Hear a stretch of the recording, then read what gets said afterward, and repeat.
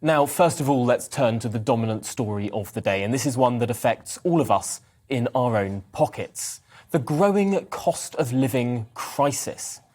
Well, with inflation at a 30-year high, energy prices spiralling, interest rates rising, and the national insurance tax hike going ahead, many Brits will be concerned about their finances.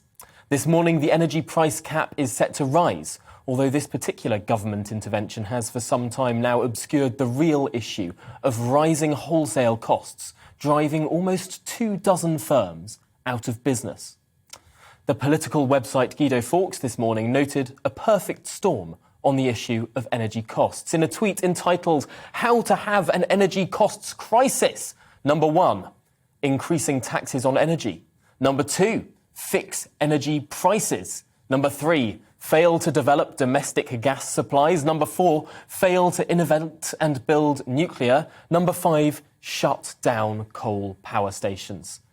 Well, the United Kingdom has, of course, done all 5 of those things. Now, it might well be right to shut coal power stations. Indeed, even green subsidy could well be justified, although it's a fair question to ask whether the best way to raise this cash is directly through already high energy bills rather than, for example, general taxation. But undoubtedly, there's been a failure in energy policy over the last 2 decades, not just in this country, but across Europe. Over-reliance on Russian gas, not enough nuclear power, the bizarre rejection of domestic shale gas exploration, and in the UK specifically, the over-regulation of a market. Government artificially and unsustainably fixing prices in a way that sent 24 firms out of business. Well, today the government is trying to ease this cost of living problem. The Chancellor will be making a statement in the Commons at 11:30 this morning, expected to offer targeted support to those on low incomes. He will also deliver a press conference on the measures at 5 p.m. today. We'll bring you both of those live on GB News.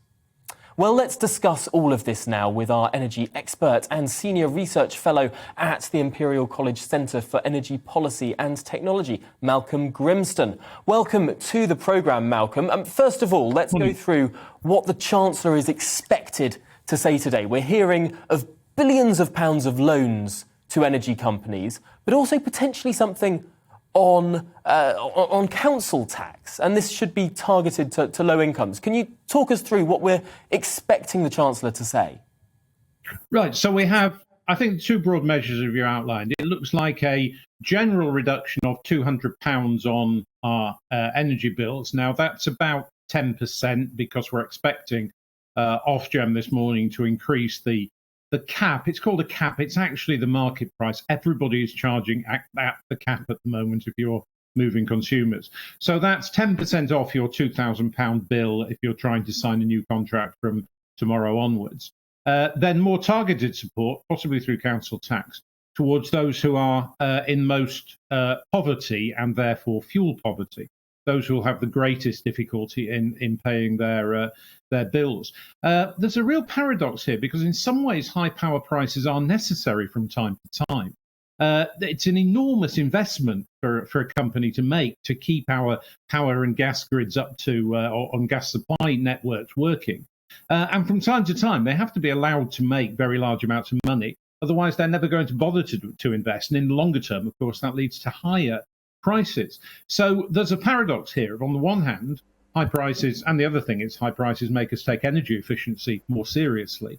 But on the other hand, many individuals struggling this, and it's trying to square that circle of allowing the market to work to send the signal for the new investment that's necessary, while at the same time protecting those who will be most severely hit.